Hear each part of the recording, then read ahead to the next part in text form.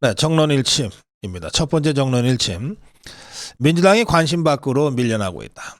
뭐 이쪽 저쪽 다 위기라 그러는데, 예, 민주당 위기론을 주장하고 나선 자는 김두관입니다. 김두관이는 이렇게 얘기했어요. 여당은 혁신과 전략을 내놓는데 이재명 지도부는 이게 아무것도 내놓지 못하고 있다. 이렇게 침묵하는 바람에 민주당이 국민들의 관심 바깥으로 지금 밀려나고 있다. 더 이상 이런 식으로 침묵해서는 안 된다. 메가서울 이슈에 대해서도 뭐 찬성이든 반대든 공식 입장 빨리 밝혀라. 그리고 당의 혁신도 실행해야 한다. 행동에 나서야 한다. 이게 이제 김두관이가 이재명과 더불어민주당을 향해서 문제 제기한 겁니다. 근데 뭐 김두관이도 뭐 친 이재명계이기 때문에 이런 소리를 함부로 해도 개딸들이 뭐라고 안 할 거예요. 예, 김두관이는 민주당은 공천 탈락, 사법 리스크가 두려워 혁신에도 이슈에도 침묵하는 바람에 저만치 국민들 관심 밖으로 밀려나고 있다. 위기가 몰려오는데 200석 압승론을 떠드는 정신 나간 자들도 있다. 20년 집권 떠들다가 5년 만에 정권 끝장난 거 벌써 잊은 것 같다. 그 오랜만에 김두관이가 말을 시원시원하게 잘하네. 그렇지. 저것들이 20년, 50년 집권 얘기하다가 5년 만에 그 정권 끝장났죠. 계속 200승 압승론을 떠들게 해야 되는데 저것들이. 민주당 200석 압승이 아니라 민주 100, 국민의힘 계열 200석 가능성이 더 높은 구도로 가고 있다. 그런데 아무도 경고음을 울리지 않는다. 이렇게 자기 딴에는 위기다 하면서 소리를 쳤습니다. 실제로 최근 국민의힘의 정책 드라이브, 특히 그 서울시 편입 문제하고 또 공매도 한시적 금지 이런 정책들을 정부와 여당이 드라이브를 하고 있는 데 대해서 더불어민주당 쪽이 아주 당혹감을 감추지 못하고 있다. 이거 총선 주도권 뺏기고 있다라고 하는 걱정과 우려가 좌파 진영 내에서 번지고 있다는 겁니다. 그런데 이런 사안에 대해서는 이게 찬반 표명하기도 쉽지 않다. 왜냐하면 이 공매도 금지를 선점당해 버려가지고 공매도 금지하면 안 되라고 반대를 하려니 이 소액 투자자들이 저 민주당 저것들 뭐 하는 자들이야. 당장 항의가 올 것 같고 가만히 있자니 또는 찬성하자니 완전히 이슈 뺏기고 끌려가는 것 같고 그런 거죠. 이게 김포시 편입 문제도 똑같습니다. 반대를 하자니 그 지역 표심이 무섭고 찬성을 하자니 끌려가는 것 같고 역시 이슈는 선점하는 것이 중요하다. 그래서 이것들이 마침내 이제 죽을 깨를 낸 것 같습니다. 김포 편입이나 공매도 한시적 금지 같은 이슈에서 이슈로 선점을 당했으니 자기들도 뭔가 이슈 하나는 선점해야 되겠다 하면서 빼려고 하는 칼이 뭐냐? 그 불법 파업 조장법입니다. 이른바 노란봉투법을 강행하겠다. 그런 걸 해서라도 이슈를 자기들이 선점하겠다는 건데, 야, 제발 이렇게 좀 해주면 좋겠네. 완전히 무덤 파는 것 아닙니까? 누가 봐도 이 불법 파업 조장하는 이 황당한 반경제, 반자유민주주의 악법인데, 이거라도 해서 이슈를 자기들이 선점하겠다고 하니 이런 이슈는 얼마든지 선점당해도 좋을 것 같아요. 다만 이 이슈를 저것들이 현실화했을 때 어떻게 효과적으로 잘 공략하고 공격할 거냐. 이런 준비는 우리 국민의힘 쪽에서 제대로 하고 있어야 될 것 같습니다. 자, 다음으로 갑니다.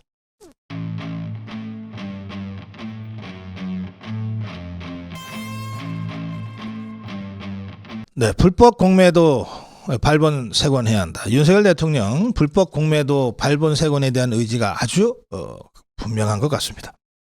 대통령실은 금융당국이 발표한 공매도의 한시적 전면 금지와 관련해서 대통령의 의지가 담긴 것이다라고 하는 설명을 하고 나섰습니다. 자산시장 내 불법 공매도와 공매도를 이용한 시장 교란 행위는 반드시 뿌리 뽑겠다는 것이 대통령의 생각이라는 겁니다. 윤석열 대통령은 대선 후보 때부터 주식 공매도 감시 전담 조직 설치를 공약했고 주가 조작에 준하는 형사처벌, 담보 비율 등에 있어 투자자에게 불리하게 설정된 기울어진 운동장을 바로잡기 위한 합리적 제도 개선을 약속했다. 대통령이 대선 때부터 약속했던 공약이고 지금 더 이상 방치할 수 없어서 공매도 한시적 금지 조치라는 극단적 처방을 내놓으면서 공매도 제도에 보완을 해나가겠다라고 하는 의지가 있다. 이렇게 이제 설명을 한 겁니다. 네, 이번 논의를 계기로 윤석열 대통령은 선의의 투자자들이 피해보지 않는 공정한 자산 시장이 확립되도록 최선을 다하겠다. 이런 의지가 분명하다는 겁니다. 금융위원회는 오는 6일부터, 그러니까 오늘부터입니다. 오늘부터 다음 달 6월 말까지, 다음 해 6월 말까지, 오늘부터 내년 6월 말까지 8개월 동안 전체 상장 종목에 대한 공매도를 전면 금지한다고 밝혔습니다. 그러니까 오늘부터 공매도는 다음 달 6월 말까지 없어집니다. 할 수가 없습니다. 이렇게 주식 공매도가 금지된 거는 이번이 네 번째 조치입니다. 첫 번째는 2008년 글로벌 금융위기 때, 이명박 정부 때. 또 이명박 정부 때 2009년에 유럽의 재정위기로 글로벌 경제 상황이 다시 크게 흔들리자 3개월간 공매도 금지했어요. 그리고 2020년, 이건 문재인 때입니다. 공매도 금지 조치를 6개월간 못하게 한 적이 있습니다. 이렇게 공매도 금지 조치가 한시적으로 3번 내려졌고 이번이 네 번째 내려지는데 이거는 그만큼 이 공매도로 인한 금융시장의 교란이 좌시할 수 없을 정도로 심각해졌다는 뜻입니다. 최근 글로벌 IB에서 관행화된 대규모 무차익 공매도가 적발되면서 근본적 제도 개선이 필요하다고 하는 개인 투자자들의 빗발친 문제 제기를 윤석열 정부가 받아들인 겁니다. 이렇게 개인과 기관 간의 기울어진 운동장이라고 하는 비판은 그 내용을 보면 일리가 있어요. 실제 개인은 공매도 상한 기간이 90일로 제한되지만 기관과 외국인은 사실상 기간 제한이 없어요. 담보 비율도 개인보다 기관과 외국인의 공매도 담보 비율이 낮아요. 그러니까 개인이 절대적으로 불리한 상황에서 이 공매도로 가니까 개인이 계속 손해보는 이런 상황이 발생했고 그것 때문에 공매도 제도를 어떤 형태로든 개선해라고 하는 개인 투자자들의 빗발친 요구가 이번에 일단 공매도 8개월간의 전면 제한, 전면 금지.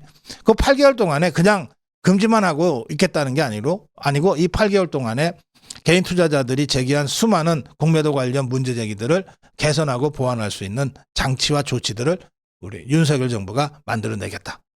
이런 의지입니다. 8개월 동안 어떤 개선이 이루어질지 좀 자세히 들여다보고 또 의견 수렴이 가능한 부분은 의견 수렴도 해나가야 되겠습니다.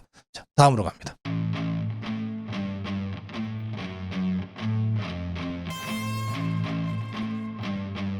네, 구글 광고 갑질에 대한 공정거래위원회의 조사가 시작됐다고 합니다. 저는 이번에 이른바 구글의 광고 탄압에 대해서도 전면적인 실태조사가 이루어져야 된다고 주장합니다. 공정거래위원회가 구글의 광고 갑질 의혹을 본격적으로 들여다보기도 했다는 소식입니다. 국내 검색 광고 시장 점유율을 높이는 과정에서 다른 사업자와의 거래를 방해하는 불공정 행위가 있었는지 살펴보겠다는 것인데요. 사실 구글에 대한 이 불공정 거래 조사는 미국이나 유럽에서 이미 시행된 바가 있습니다. 이번 실태 조사는 거대 플랫폼 기업 중에서도 가장 강력한 힘을 갖고 있는 구글을 대상으로 집행합니다.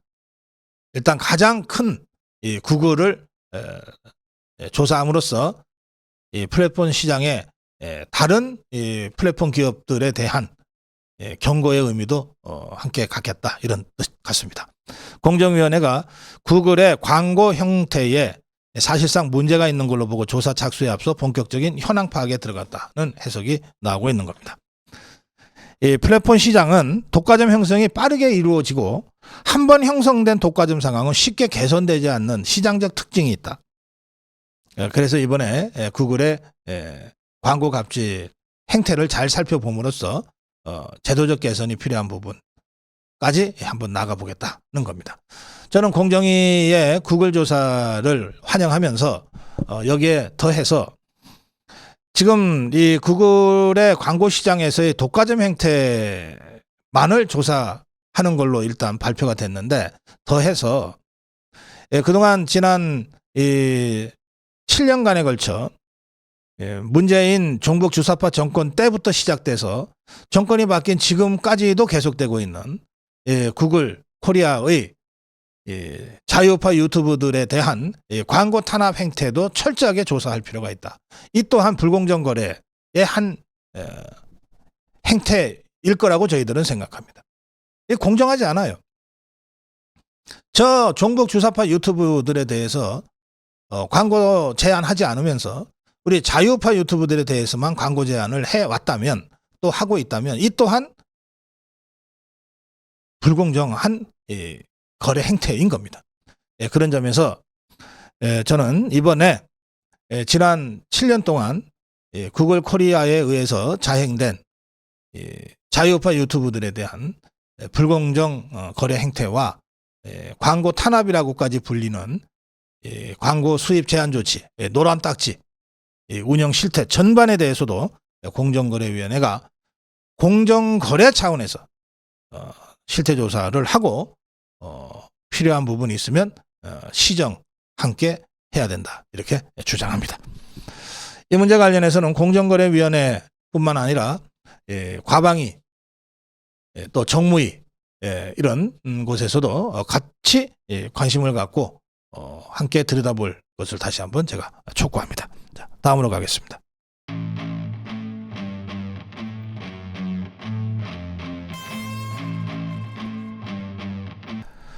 김기현, 장제원, 권성동 한두 명만 결단하면 따라올 것이다.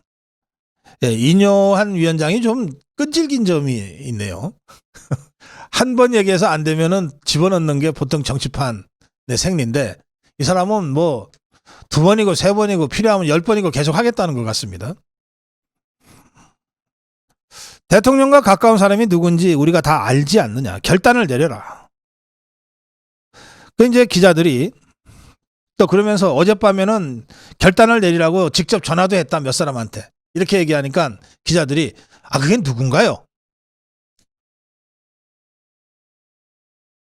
그게 누군가요? 그러면서 이 김기현 대표, 권성동 의원, 장제원 의원이 떠오릅니다. 기자가 그렇게 질문했더니 이뇨한이 그중에 한두 명만 따라오면 다 따라오게 돼 있어요. 이렇게 대답을 한 거예요. 이뇨한의 입으로 사람 이름을 얘기한 건 아니지만 기자의 질문에 부정하지 않고 그 사람들 중에 한두 명만 결단하면 다 따라오게 돼 있다고 했으니까 실제로 김기현, 권성동, 장제원을 염두에 두고 험지 출마나 불출마 선언을 지금 압박하고 있는 거라는 것을 사실상 시인한 셈이죠. 이 김기현, 권성동, 장제원 요즘 기자들 만나기 참 괴로울 거예요. 만나면 물어볼 거 아니에요. 불출마할 거냐? 험지 출마할 거냐? 뭐라 그러겠어요? 네. 당사자들은 이날도 답변을 피했다고 합니다. 꽁 잡는 게 매라는 말이 있습니다. 꽁 잡는 게 매. 이뇨한이 지금 그런 역할을 지금 하고 있는 것 아닌가 그런 생각이 좀 듭니다. 자, 다음으로 가겠습니다.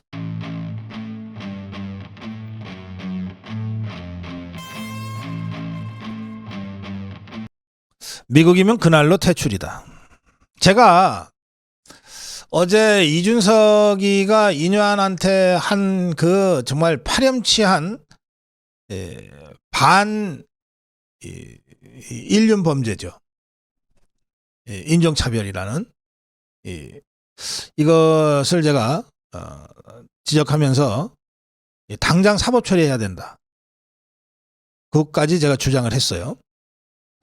반인류 범죄, 인류 보편 가치에 반하는 인종차별적인 발언, 이거 자체가 범죄라는 거예요.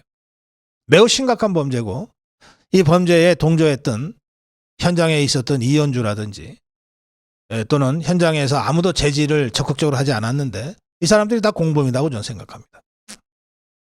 그런데 이 상황을 미국에서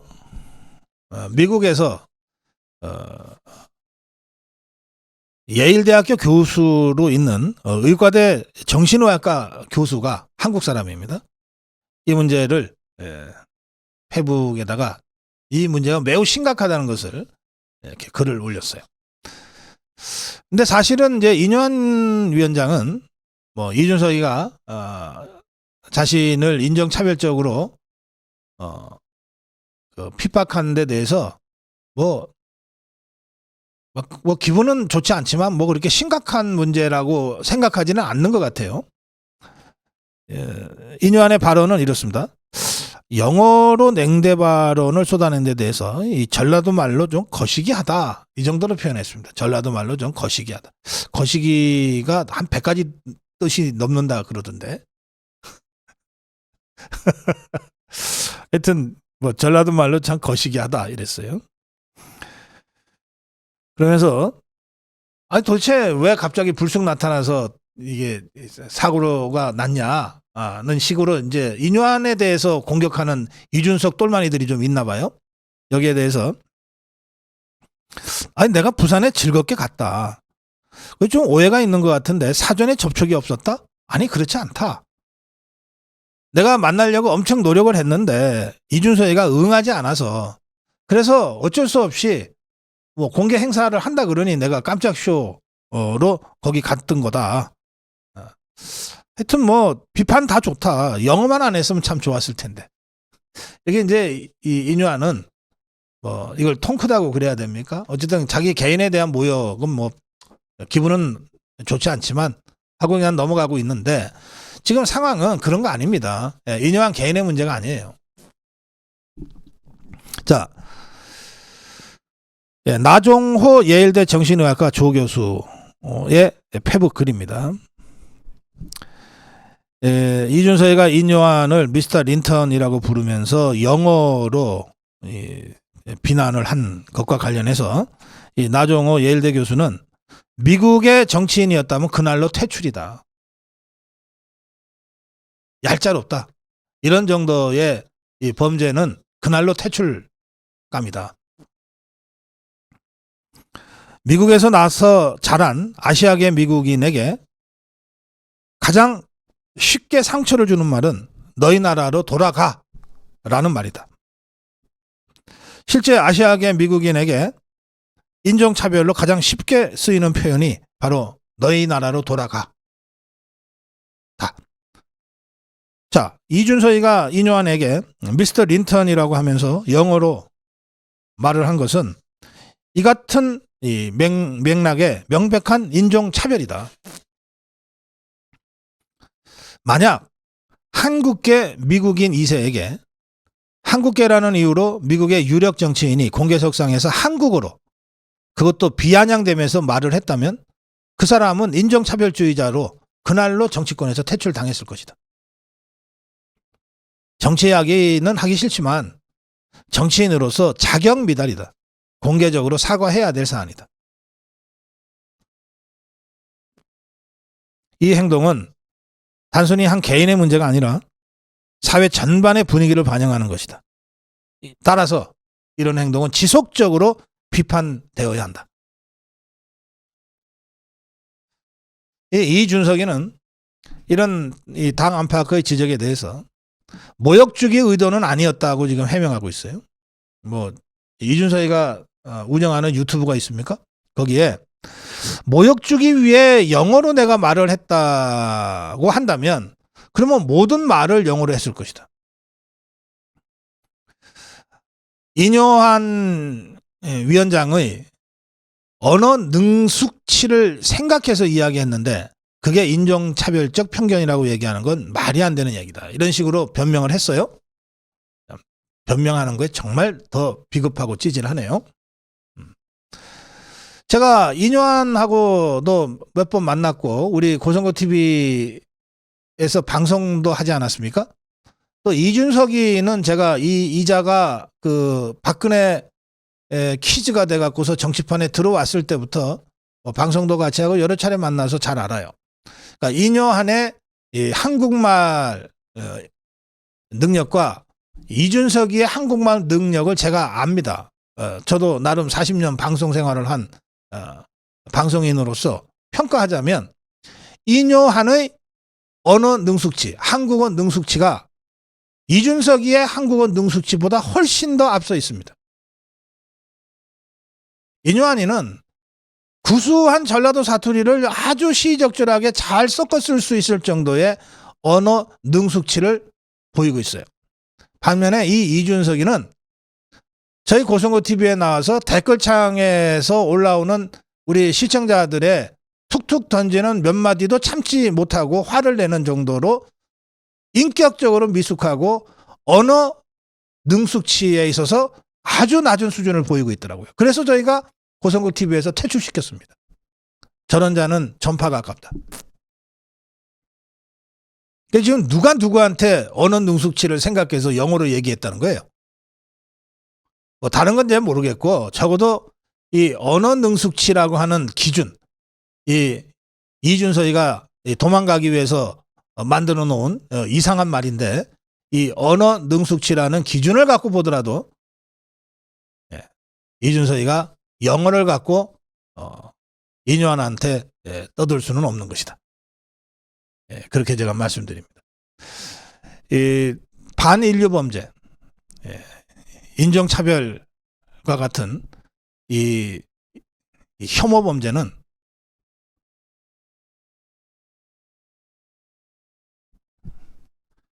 크든 작든 엄중하게 다뤄줘야 됩니다. 뭐 이거 별거 아니잖아. 뭐 가볍게 한 마디 한 거잖아. 라고 넘어가기 시작하면 진짜 반월도덕이 소대둑되는 것은 순식간입니다. 결코 용납해서는 안 됩니다. 특히 정치판에서는. 그 점에서 다시 한번 제가 이준석의 사법 처리와 정치권 퇴출을 요구합니다. 정론 1침이었습니다.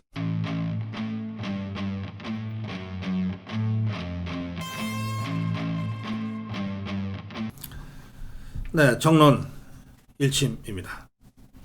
첫 번째 정론 1침, 종이컵과 플라스틱 빨대를 계속 쓴다는 소식입니다. 사실 이 환경 때문에 식당이나 카페에서 일회용 종이컵, 한번 쓰고 버리는 종이컵, 플라스틱 빨대, 비닐봉투 사용을 금지하려고 했어요. 전 세계적인 추세이기도 하죠. 금지하려고 했습니다.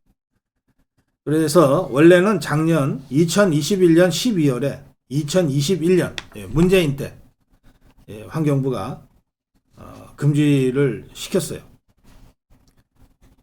금지를 시켰는데 이걸 막상 시행하는 게 작년 11월 1년 후인 작년 11월 시행 예정이었는데 이게 이제 그 사이에 정권이 바뀌었죠. 윤석열 정부에서 이게 이제 그렇게 될 경우에 소상공인의 부담이 굉장히 높아지니까 1년간 계도 기간을 두고 그리고 계도 기간이 종료돼서도 일회용 종이컵이나 플라스틱 빨대나 비닐봉투를 식당이나 카페에서 쓰면 그때 300만 원의 과태료, 최대 300만 원의 과태료를 부과하는 식으로 가자 이렇게 했던 거예요. 그게 이제 이번 달 23일입니다. 딱 2주 남긴 겁니다. 2주 남겼는데 이 상황에서 이제 환경부가 이게 주무부처 아닙니까? 환경부의 임상준 차관이 이 정책을 이제 철회했습니다. 고물가, 고금리 상황 속에서 일회용품 규제 강화가 소상공인 자영업자의 부담을 더 가중시킨다는 목소리가 크다. 솔직히 얘기하면 과거 2021년 12월에 문재인 정권 때 이 정책이 도입될 때 다소 조급하게 도입된 측면이 있다. 1년간의 계도 기간을 거쳤지만 여전히 지금 바로 이 정책을 시행하기에는 여러 여건이 좋지 않다. 그래서 매우 송구스러운 일이지만 이 정책을 실시하지 않겠다. 사실상 철회하겠다. 이렇게 입장 발표를 했습니다. 소상공인과 자영업자들은 어제 환경부의 발표를 적극 환영했습니다. 소상공인 연합회는 논평을 했어요. 일회용품 규제와 관련된 기반이 제대로 구축되어 있지 않다. 이걸 플라스틱 빨대를 쓰지 못하게 하면, 그러나 뭐 아이스 커피 같은 거 빨대 없이 마시는 건 좀 그렇잖아요. 그러면 어떻게 되냐면 요즘도 뭐 여기저기서 쓰고는 있지만 이 종이로 만든 빨대를 쓰게 되는 거예요. 근데 플라스틱 빨대와 종이 빨대는 단가가 10배 이상 차이가 납니다. 이게 정부에서 지원하는 것도 아니에요. 그냥 카페나 식당을 운영하는 소상공인들, 자영업자들이 다 부담하는 거거든요. 그 다음에 생분해성 제품, 이게 쓰고 버리면 바로 분해돼서 자연으로 돌아가는 이런 환경 관련 제품도 이게 단가가 굉장히 비싸요. 이 정치권에도 한때 이 정치인들은 뭐 명함을 하루에도 몇백 장씩 쓰잖아요. 평소 선거가 없을 때도 한 수십 장씩 명함을 쓰거든요. 근데 이 명함을 보통 종이가 아니라 이게 재생지로 명함을 쓰는 것이 한때 유행이 됐어요. 재생지로 약간 누른색 재생지로, 그리고 표백제도 안 쓰니까 재생지로 명함을 만들고 또 거기에 점자도 새기고 이게 유행이 됐는데 알고 보니까 이게 너무 비싼 거예요. 그냥 종이로 우리가 흔히 쓰는 종이로 만들 때보다 단가가 5배에서 10배 가까이 비싼 겁니다. 그래서 언뜻 봐서는 폼 잡기 좋은 환경 코스프레지만 실제로는 그게 꼭 친환경도 아니고 엄청난 부담을 결과적으로 국민들한테 돌려주는 거가 된다. 이런 일들이 좀 있었어요. 그래서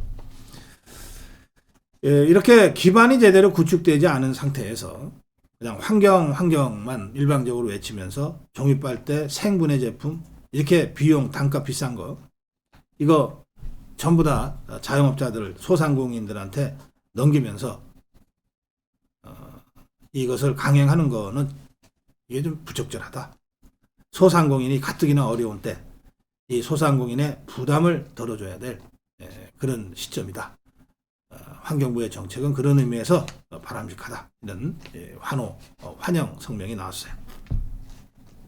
반면에 아무리 그래도 그렇지 어쨌든 환경을 위해서 필요한 정책인데 불과 시행 2주 앞두고서 이걸 철회한다는 게 말이 되냐. 너무 무책임하다. 이런 환경단체들의 비판도 있어요. 이 환경단체 비판에 대해서 임상준 차관은 애초 도입할 때 이런 것들을 종합적으로 고려하지 못하고 성급하게 졸속으로 도입했던 점 반성하고 있다.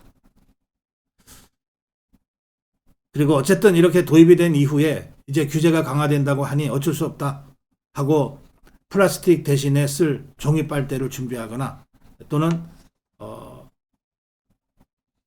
생분해성 제품을 준비했던 분들, 이미 그걸 위해서 상당히 투자를 한 분들한테는 정말 송구스럽다. 그런 입장을 밝혔어요.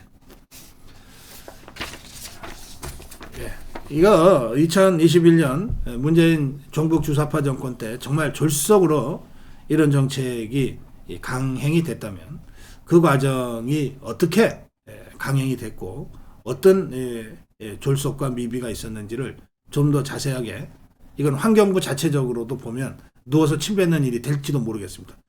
그때 공무원이 지금 공무원일 테니까.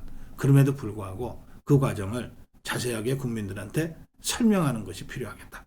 임상준 차관에게 좀 추가 설명을 제가 촉구합니다. 다음으로 가겠습니다.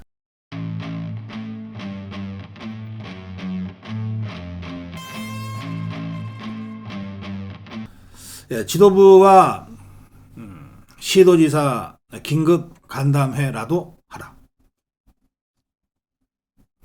왜 이런 거를 빨리 안 움직이나 모르겠어요. 이슈 관리를 해야 된다고 그렇게 얘기를 해도, 아니 전국에 우리 국민의힘 소속 시도지사 하고 이 당의 특위하고 지도부가 회의 한번 하면 될 일인데 그걸 왜 안 하나 모르겠네요. 그렇게 해서 이견이 있으면 서로 토론하고 이견 해소하고 정 해소가 안 되면 절충하고 뭐 그렇게 하면서 앞으로 같이 나가야지. 자꾸 이게 무슨 이 언론 플레이도 아니고 뭐 조경태가 유정복한테 편협한 사고 이기주의 벗어나야 한다 뭐 한마디 툭 던지고 이런 식으로. 예, 조경태는 이제 지금 특위위원장이니까 김포시 서울 편입으로 시작된 이 메가 서울 기획에 대해서 매우 적극적입니다. 조경태 발언을 먼저 제가 전해드릴게요. 마크롱이 대통령에 취임한 후에 파리를 초강력화하기 시작해서 지금 파리의 국제도시 지표가 세계 3위가 됐다. 근데 지금 서울은 15위권이다. 이거 서울 메가시티로 빨리 발전시켜야 한다. 그래서 5대 국제도시 안으로 진입시켜야 한다. 한 도시가 자족하기 위해서는 인구가 최소 500만 명은 돼야 한다. 이게 정설이다. 외국 선진국가들도 이런 판단을 했기 때문에 20년 전부터 메가시티를 추진해 온 거다. 부산도 500만 도시로 만들어 가야 자족도시가 된다. 광주 전남도 그런 식으로 가야 한다. 이제 이렇게 얘기했어요. 그런데 국민의힘의 그 광역단체장들, 국민의힘의 광역단체장들이면 국민의힘의 아주 주요한 정치 자산들이죠. 유정복 인천시장, 공론화 없이 편입이 이슈화돼서 총선 앞두고 혼란만 초래했다는 비판을 공개적으로 했고, 김진태 강원도지사, 강원도의 2중 3중 규제 지역정책 결정 권한을 지역에 좀 제대로 내려달라고 요구를 했고, 김영환 충북도지사는 먹고 살려고 수도권에 간 사람들을 비수도권으로 리쇼링 하는 정책을 추진해야 한다고 주장을 했고, 김태형 충남도지사는 대전, 세종, 충남, 충북도 한뿌리 통합을 이루어 수도권과 경쟁해야 한다. 말하자면 충청권 메가시티론을 주장을 했고, 이철우 경북도지사는 대구, 경북, 부산, 울산, 경남, 호남 이 지방도 다 메가시티로 가야 된다. 이 문제를 함께 논의해야 한다. 이게 광역단체장 정도 되면 국가 전반에 대한 국정 비전을 공유하게 돼 있어요. 그래서 이렇게 함부로 막 얘기하지 않아요. 이 얘기들을 쭉 들어보면 우리 국민의힘의 주요 지도자들인 광역단체장들도 지금 김포시 서울 편입으로 시작된 서울 메가 프로젝트에 전면 반대하는 사람은 없어요. 다만 지방은 지방대로 거기에 상응하는 그런 지방 메가시티 프로젝트와 병행 발전해 가야 한다. 이런 정도의 주장을 하고 있어요. 그러면 이걸 갖고 소모적으로 논쟁 벌이고 공방 벌일 일이 아니잖아요. 빨리 만나서 큰 흐름을 만들어가는 게 중요하잖아요. 그러니까 유정복 시장도 내가 서울 메가 프로젝트 찬반을 얘기한 게 아니라 이렇게 푹 불쑥 던져놓는 식의 무책임한 상황을 바로잡기 위해서 문제 제기한 거다. 이렇게 또 한 발짝 물러나면서 자신의 문제의식을 설명하고 있어요. 또 김진태 지사도 김포 서울 편입 논의가 나쁜 건 아니다. 다만 이렇게 되면 수도권뿐만 아니라 전국적으로 메가시티 논의가 진행되는 것이 바람직하다. 이런 정도의 문제 제기를 하고 있는 거예요. 그래서 또 김태형 지사도 김포 서울 메가시티 반대 안 한다. 다만 국가 차원에서 볼 때 수도권에서 메가시티 하려면 지방도 메가시티 함께 추진해야 되는 것 아니냐 라고 하는 문제 제기를 한 겁니다. 물론 여전히 정치적으로 비난하는 사람도 있어요.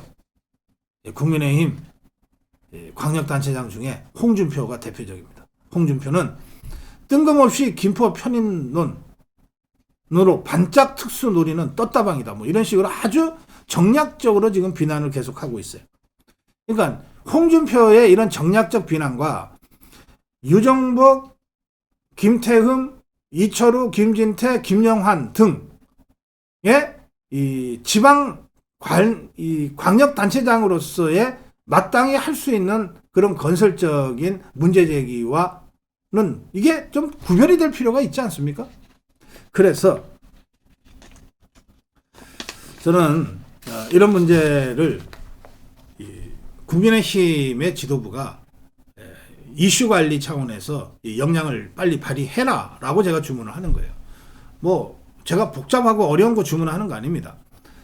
내일이라도 좋으니까 오늘 중에라도 전화 다 돌려가지고 이 문제 가지고 더 이상 우리가 국민들 앞에서 혼선을 노정하는 것은 좋지 않다. 그러니 우리 내일이라도 모여서 국민의힘 지도부 그리고 국민의힘의 특위 조경태 위원장과 특위 그리고 지금 각자 한마디씩 다 하고 있는 이 광역단체장들 포함해서 발언은 하지 않고 있지만 이를테면 뭐 대전의 이장우 시장, 세종시의 최민호 시장, 또 부산의 박형준 시장, 경남의 박완수 지사, 울산의 김두겸 시장 이런 사람들이 다 모여서 이 문제를 가지고 한번 허심탄회하게 의견 조율을 좀 해보자. 하다 보면 90%는 생각의 공유가 있을 거다. 나머지 10%, 5% 각 지방의 처지에 따라서 서로 다른 주장들이 있을 수 있는데 그런 것들이야말로 대통령이 제2의 국무회의라고까지 부르는 중앙지방 협력회의를 통해서 해소해 나가면 되지 않겠냐. 그러면 이 회의에 지방시대위원회 우동기 위원장도 참석하고 이런 방식으로 해서 큰 흐름을 만들어가는 그런 집권당의 모습을 보여주는 것이 이슈 관리를 하는 방법이다. 이거예요. 제 주문이 어렵습니까? 회의 한번 하라는 건데 그것도 빨리 하라는 건데 국민의힘에서 좀 빨리 움직이길 바랍니다. 자, 다음으로 갑니다.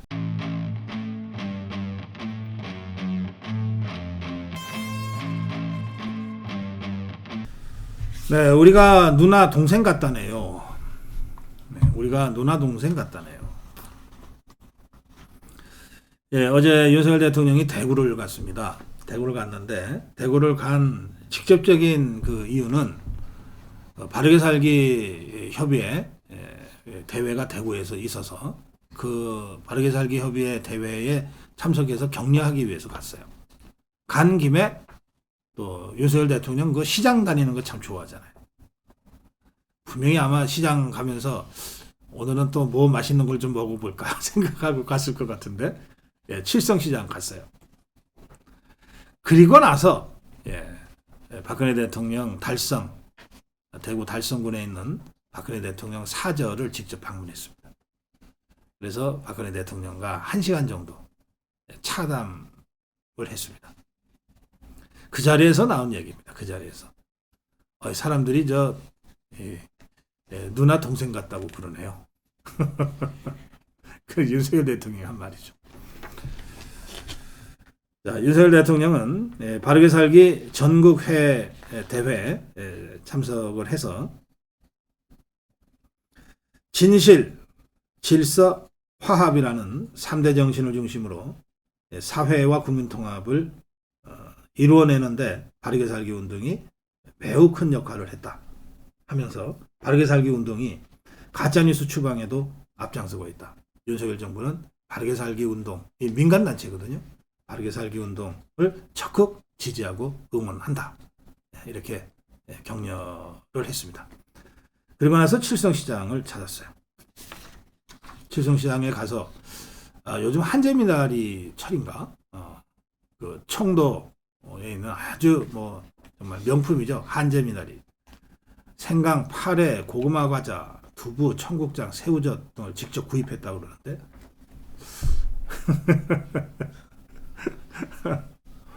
그리고 밥을 먹었네요.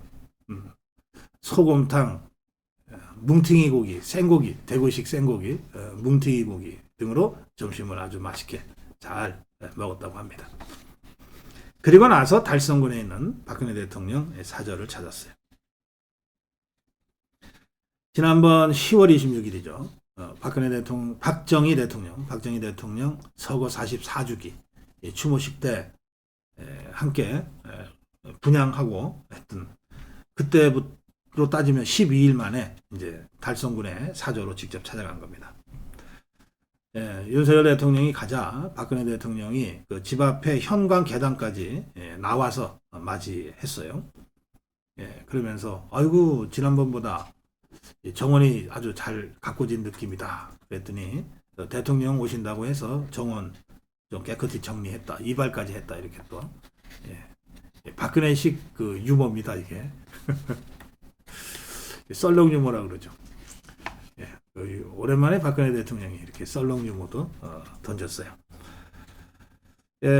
그런데 집 현관 진열 때에 그 윤석열 대통령과 박근혜 대통령 두 사람이 나란히 걸어오는 사진이 진열돼 있었는데 그 사진이 바로 12일 전에 그 국립현충원에 박정희 대통령 추모를 함께 했어요. 두 사람이 헌화를 두 사람이 함께 하고 오솔길로 두 사람만 이렇게 따라 내려오면 거를 찍은 사진이에요.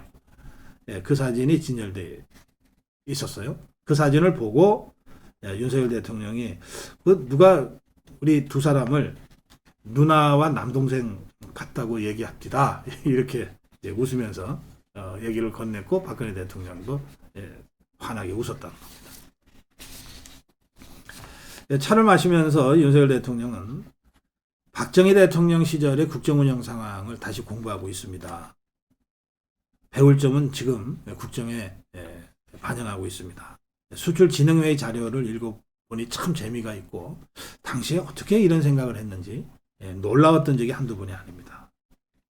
그러자 박근혜 대통령이 어떻게 그런 걸 다 읽으셨냐고 이제 놀라면서 수소차 사업에 대해서 관심을 나타냈다고 합니다. 수소차 사업. 이 박근혜 대통령이 그 서강대 전자공학과 출신이잖아요. 이게 공학도 마인드가 내내 있어서 이 과학기술 쪽으로 또 창조경제 쪽으로 대통령 시절에 진짜 진심 관심을 가지고 추진했던 사업들이 많습니다. 그 중에 이제 수소차 사업에 그 관심을 윤석열 대통령한테 직접 표현하면서 질문도 던지고 그랬던 모양입니다. 네, 이제 많은 분들이 그 윤석열 대통령과 박근혜 대통령이 정말 손잡고 함께 가야 될 텐데 하는 걱정들을 또는 그런 희망들을 가지고 있었어요. 또 하여튼 사이가 좀 안 좋아 보이는 것처럼 이렇게 되면은 그 틈을 비집고 뭐 이른바 그 친박 세력들이 윤석열 대통령과 국민의힘한테 어깃장을 놓는 무슨 친박 신당을 만들지도 몰라. 뭐 이런 얘기들도 그동안 많이 있었습니다. 박근혜 대통령이 여러 차례 친박은 없다. 이렇게 선을 그었음에도 불구하고 현장에 가서는 여전히 그런 이야기들이 여기저기서 들리더라고요. 제가 대구 경북을 돌아보면 다른 지역에서는 별로 안 들리는데 대구 경북에서는 여전히 친박 신당 얘기가 들리곤 했어요. 저는 어제 윤석열 대통령과 박근혜 대통령의 이 따뜻한 만남으로 그런 이야기들을 이제 더 이상 정말 설 자리가 없어졌다. 이렇게 생각합니다. 물론 두 대통령이 그런 정치 루머를 불식시키려고 뭐 안 만나도 되는 거 만난 건 아니에요. 두 대통령, 윤석열 대통령, 박근혜 대통령이 만나면 그걸 훨씬 뛰어넘는 우리 모두가 다 함께 가자는 그리고 더 좀 길게 보자면 어제 두 대통령의 대화에서 핵심적으로 나왔던 박정희 대통령 또는 이승만 박정희 대통령으로 이어지는 이 한국 근현대사의 어떤 주류적 흐름을 윤석열 대통령과 박근혜 대통령이 함께 만들어간다는 이런 의미가 있는 거죠. 네, 그런 의미에서 저는 어제 두 대통령의 그 따뜻한 만남, 이것이 한국의 근현대사의 아주 주류적 흐름을 뜨겁게 다시 밀고 나가는 동력이 될 것이다. 네, 그렇게 믿습니다. 다음으로 가겠습니다.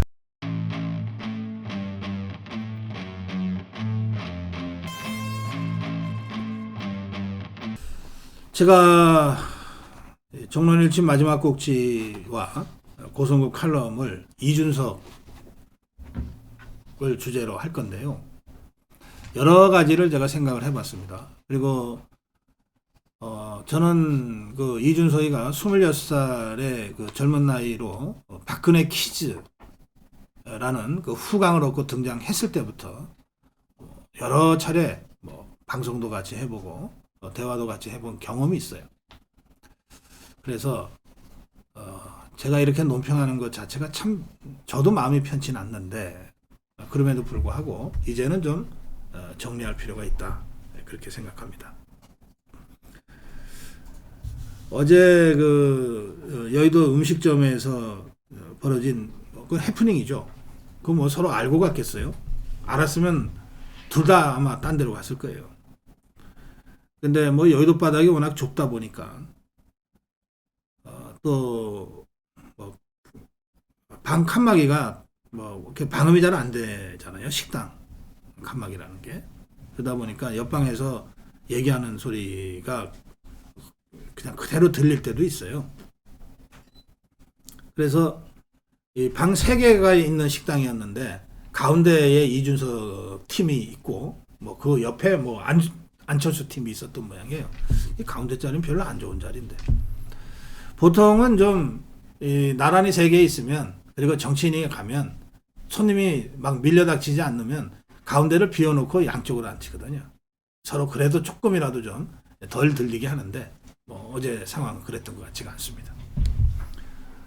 하여튼 이제 그런 자리에서 이 안철수 쪽의 자리에서 뭐 이뇨한 위원장이 부산 갔을 때 그 이준석이가 했던 그 해괴망측한 이 태도들이 얘기가 되고 뭐 이러면서 안철수가 그 이준석에 대해서 아주 비판적인 얘기를 했다는 거예요. 이를테면 아니 반대로 생각해봐라. 이게 안철수 얘기입니다.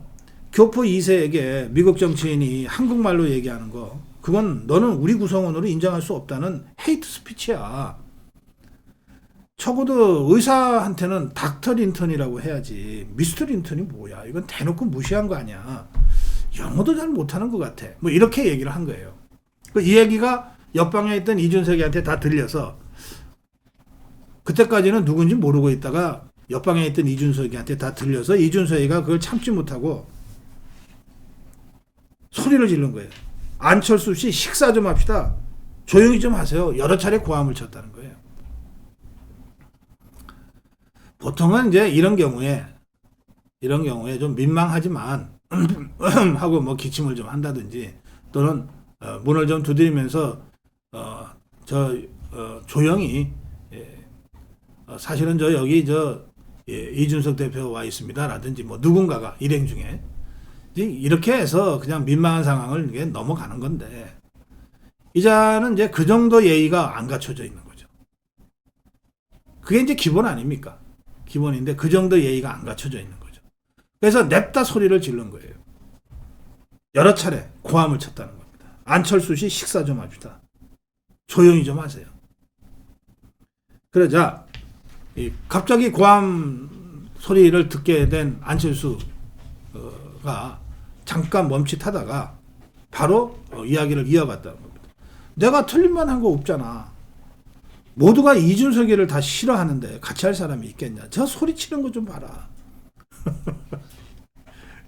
그리고 난 다음에는 조용히 둘 다 밥 먹고 일행들하고 조용히 밥 먹고 조용히 마주치지 않고 빠져나갔다고 하는데 제가 이 해프닝을 보면서 예, 그냥 버릇없는 자다 이런 생각이 들어요. 그냥 버릇없이 큰 자다. 그럼 뭐 어떡하겠어요. 그냥 버릇이 그렇게 생겨 먹었는데 뭐 인성이니 뭐니 뭐 길게 얘기할 것도 없겠어요. 그냥 버릇없이 컸다.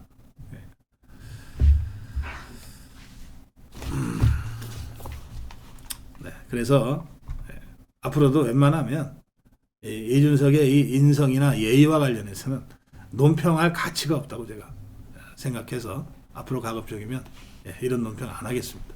근데 한 번은 정리하고 넘어가야 될 것 같아서 정론 일침이었습니다.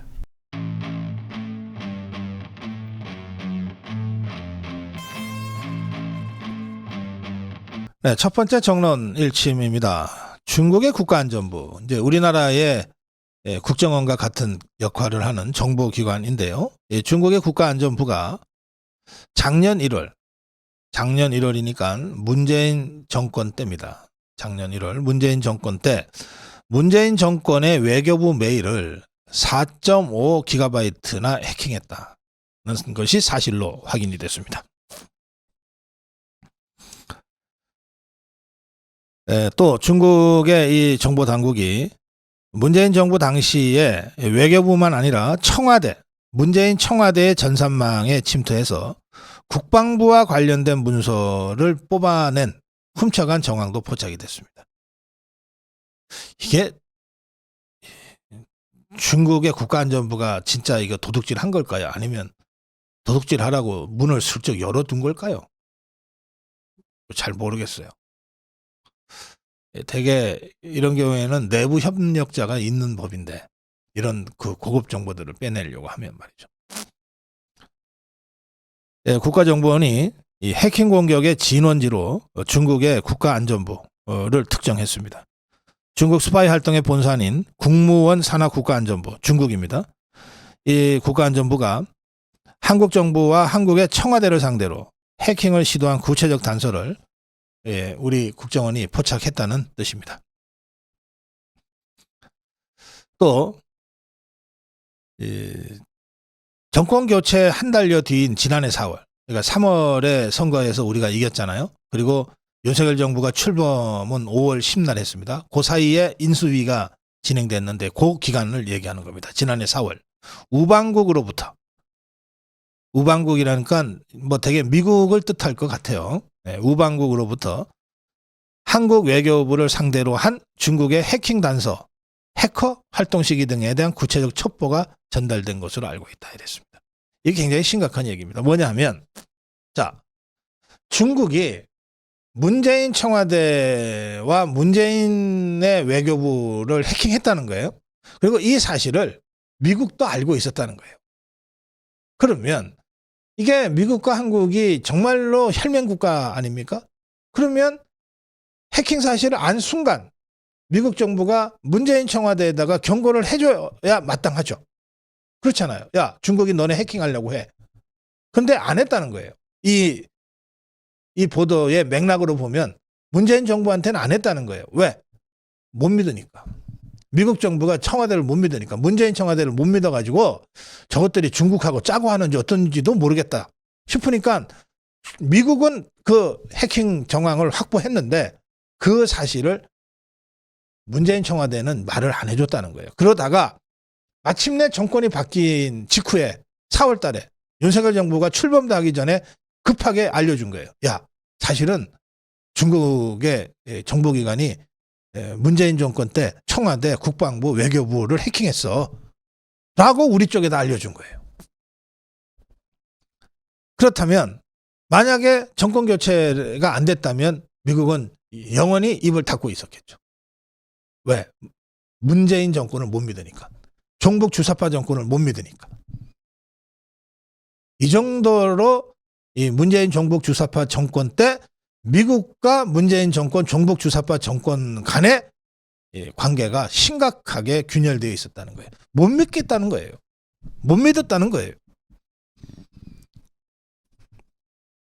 그러니까 윤석열 정부가 출범한 거를 가장 환호했던 곳이 바로 미국이었을 거다. 예, 우리 대한민국 자유파 국민들 다음으로는 미국이 환호했을 거다. 마침내 대중국 전선, 거의 뚫릴 뻔한 대중국 전선을 다시 구축할 수 있게 됐다. 이렇게 기뻐했을 거다 이거예요. 그렇게 해서 구체적 첩보를 미국 우방국이라고 표현했지만 미국으로부터 전달받았어요. 그리고 윤석열 정부가 이 전달받은 정보가 사실인지를 상세한 확인 작업에 나섰던 겁니다. 그랬는데 사실로 확인이 된 거예요.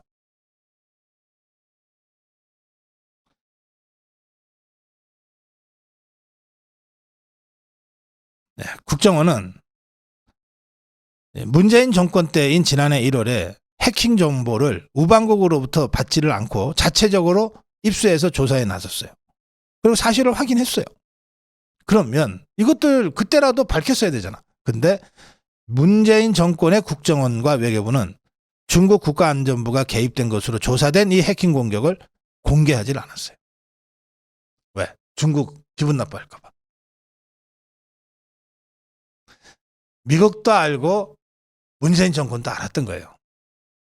그런데 미국은 문재인 정권을 믿지 못해서 알려주지 않았고 문재인 정권은 중국 기분 나빠할까 봐 대외적으로 발표도 하지 않았던 거예요. 이게 거의 뭐 이적단체 수준으로 여적죄 저지른 것 아닙니까? 한미일이 최근 고위급 사이버 협의체를 신설하고 협력 수위를 끌어올리고 있는데 이것도 중국 정보기관의 해킹 위협이 문재인 정권 때 실제로 진행됐다고 하는 이런 점들 때문에 영향을 받은 것이다. 이런 해석이 나옵니다. 그리고 더 나아가서 이런 식으로 중국의 정보기관이 문재인 정권을 제집 드나들듯이 마음대로 드나들었다면 청와대 전산망 침투 시도, 국방 관련 문서 탈취, 내부정보 수집 시도 정황 이게 확인이 된 거 아니에요. 그러면 지금의 용산 대통령실 또한 해킹 우려가 제기될 수밖에 없죠. 그런데 이 대통령실이 하루도 나는 청와대에 들어가지 않겠다고 하는 윤석열 대통령의 강한 의지로 집무실이 옮겨졌는데 이러한 결정의 배경에는 바로 지금의 청와대, 지금은 공원으로 되어 있습니다만 청와대가 이런 이유로 해킹에 불안전하다, 취약하다고 하는 것들까지 감안해서 대통령실을 옮긴 거라고 하는 설명이 이제 나오고 있습니다. 대통령실은 옛 청와대에서 사용하던 장비를 사용하지 않고 있다는 거예요. 그러니까 중국, 특히 외국 정보기관, 특히 중국의 해킹 시도를 고려한 방어 조치의 일환이다라고 설명할 수 있는 겁니다. 네. 이제 이런 정황들이 확인이 됐다면 문재인 정부 때 왜 뚫렸는지, 뚫린 사실을 알고도 왜 감췄는지 이런 데 대한 세세한 조사와 그에 따른 사법 조치도 이루어져야 된다. 그렇게 말씀드립니다. 다음으로 가겠습니다.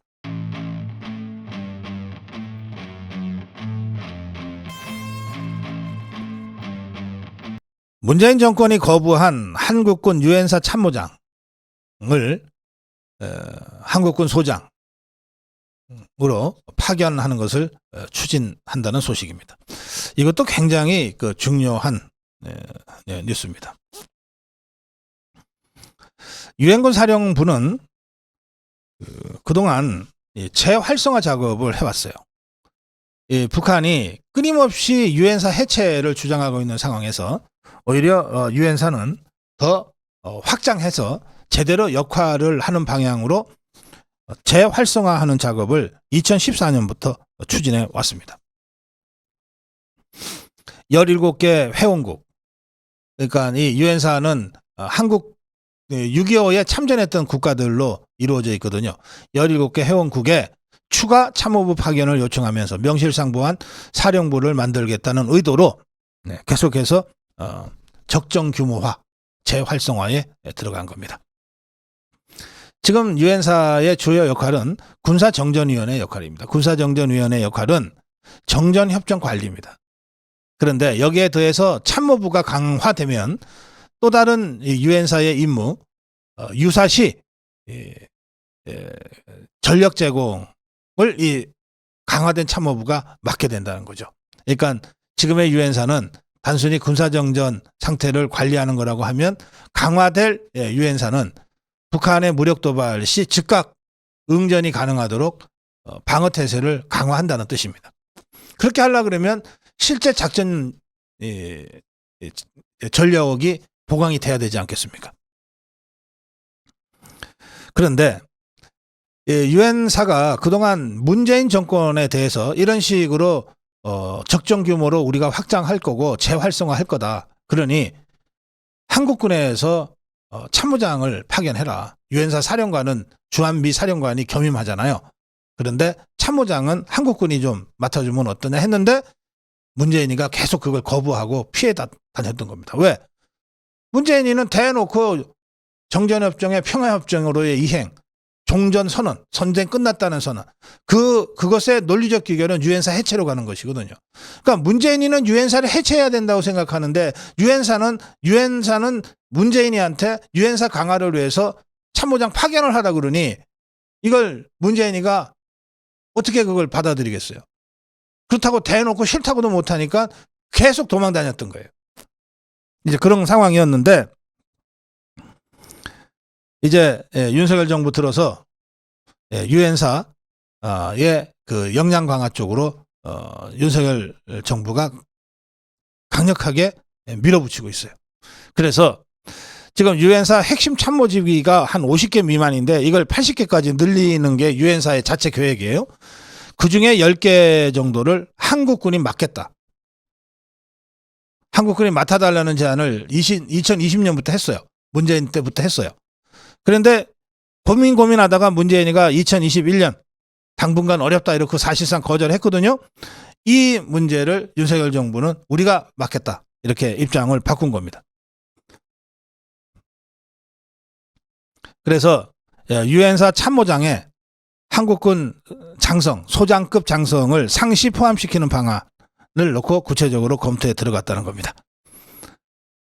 지금 이 참모장은 우리가 맡지 않아서 미군 투스타, 미군 소장이 지금 맡고 있습니다. 그 자리를 이제 한국군이 맡는 거죠. 그리고 지금 이 유엔사 입장에서는 우리나라는 당사국으로 되어 있습니다. 당사국은 뭐냐면 지원을 받은 나라라는 뜻입니다. 지원을 한 나라와 지원을 받은 나라가 같이 회의를 하면 어느 쪽이 더 목소리가 크겠어요? 지원을 한 나라가 목소리가 크게 돼 있잖아요. 우리는 지원을 받은 입장이니까. 이게 당사국의 처지인데 이걸 회원국으로 격상시키는 것도 우리가 추진하고 있습니다.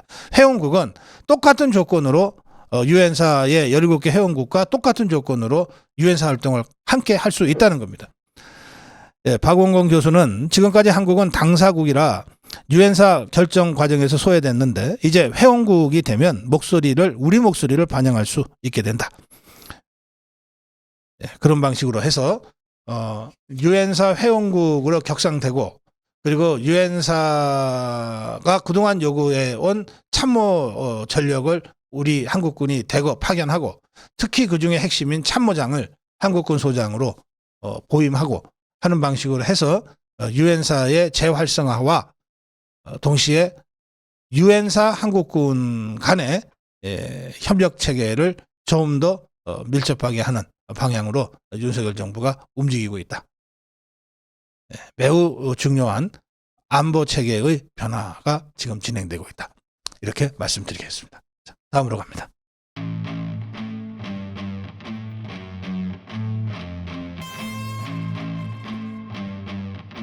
친명 공천이 현실화되고 있습니다. 그러니까 이재명의 직계 똘마니들이 쫙 공천받는 이 상황, 이것은 곧 비명계 반명계의 학살이 이루어진다는 뜻인데 그런 상황이 점차 현실화되고 있습니다. 보통 이럴 때 그 새로운 인재를 영입해서 내다 내리 꽂는 역할을 하는 게 인재 영입위원회입니다. 인재영입위원회. 지금 국민의힘이 먼저 인재영입위원회를 꾸려서 이철규 전 사무총장을 임명을 했어요. 그리고 제가 이철규 인재영입위원장의 인선은 매우 잘된 인선이다. 이유는 두 가지다. 이렇게 제가 말씀드렸죠. 자기 정치를 안 하는 사람, 동시에 대통령과 당대표와 깊은 신뢰가 있는 사람. 그런데 더불어민주당은 그런 사람이 없나 봐요. 그래서 이재명이가 직접 맡기로 했다는 겁니다. 이거야말로 이재명을 위한 정당으로 지금 완전 사당화되고 있다는 뜻입니다. 이 뻔뻔스러운 이 인사에도 아무 항의도 하지 못하는 게 지금 더불어민주당입니다. 전부 염라대왕 앞에 줄선 바들바들 떨고 있는 이런 사람들 모양이에요. 민주당 인재영입위원장은 이제 이재명이가 딱 차지했습니다. 당 대표의 인재영입위원장에 뭐 공관위원회도 그냥 공관위원장을 이재명이 하지 뭐.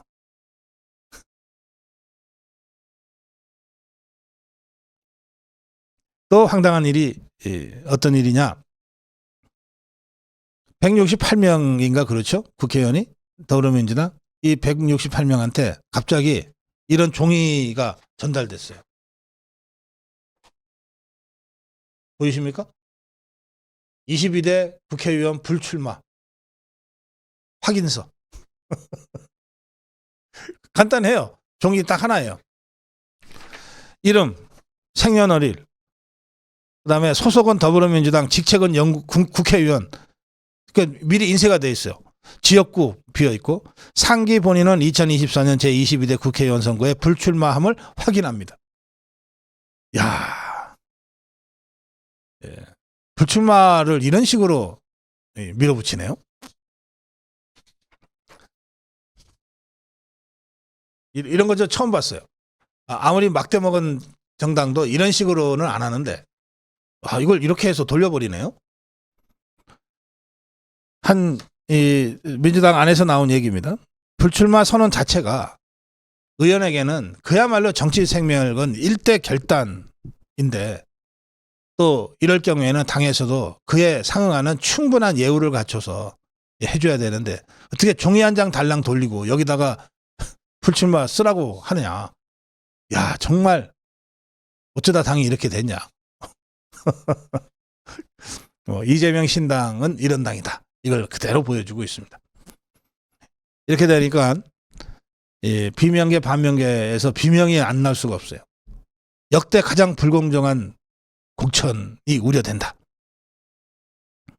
그거 누가 그런 거 빤히 보는데 빤히 보면서 그래 계속 무슨 도살장 끌려가는 소들처럼 그렇게 계속 뚜벅뚜벅 가라 그랬어? 좀 먼저 움직이지. 지금이라도 움직여. 아직 안 늦었어. 자, 다음으로 가겠습니다.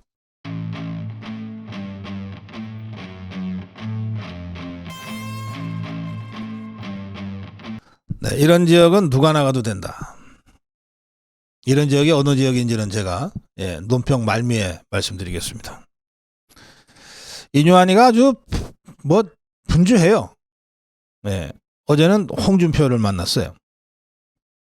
그러자 홍준표가 안 그래도 맨날 페북에다가 막 써 제끼는 판에 이뉴한이가 왔으니까 옳다 잘 됐다 그러고 앉혀놓고서 그냥 하고 싶은 말을 막 쏟아부었어요. 홍준표의 말입니다. 윤석열 정부 들어 듣보잡들이 너무 설친다. 그것들 좀 정리해달라 그랬어요.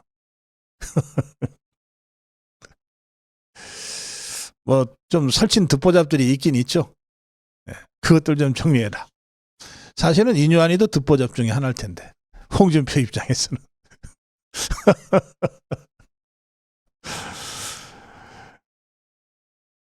윤석열 정부 들어서 듣보잡들이 나서서 중진들 군기를 잡는다. 이거 나경원 주저앉혔을 때 그 상황인 것 같은데 그때는 홍준표도 나경원 주저앉히는데 앞장섰던 걸로 제가 기억하는데 그거 확인 좀 해보세요. 그때 분명히 홍준표도 나경원이한테 막 뭐라 그러면서 막 주저앉히는데 앞장을 섰더랬어요. 초선도 설치고 원외도 설친다. 대통령과 거리 좀 가까워졌다고 설치는 바람에 당 위계질서 해치고 당이 개판됐다.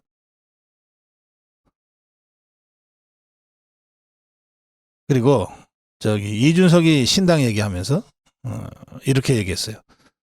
아니 그 지가 노원에 가 본들 그 100% 떨어진다 이준석이. 그런데 이준석이가 지역에 안 나가고 비례정당 만들면 그러면 김기현이가 먹잇감이 된다. 뭔 소리인지 모르겠는데 하여튼 이렇게 했어요. 맞아요? 뭐라 그랬어요?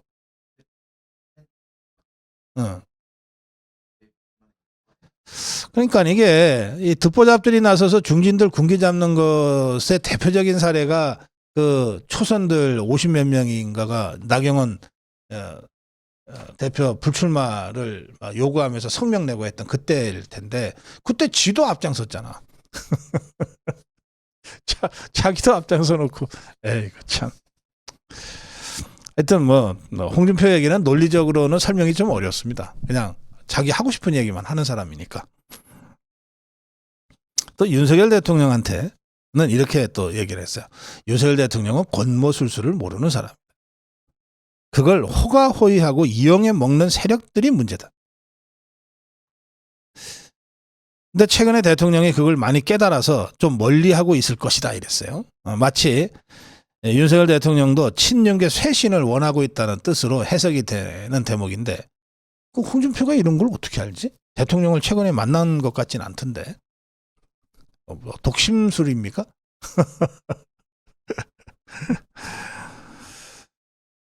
네. 이 권모술수라고 하니까 좀 그런데, 예. 전략과 전술이죠. 예. 윤석열 대통령이 대통령까지 된 사람인데 왜 전략과 전술이 없겠어요? 예. 권모술수는 없을지 몰라요. 예. 잔머리, 잔대가리, 잔수로 사람 어렵게 만드는 권모술수는 없을지 모르나 최고 지도자로서의 전략과 전술은 홍준표보다도 더 잘 갖춰져 있다고 저는 평가합니다.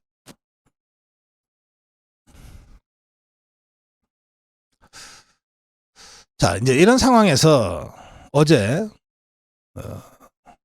대구 지역의 5선 인요한에 의해서 딱 거명된 두 사람 중에 한 명. 뭐라고 거명했냐 하면요, 인요한이가 영남권 중진 그 스타들은 서울에 와야지 하면서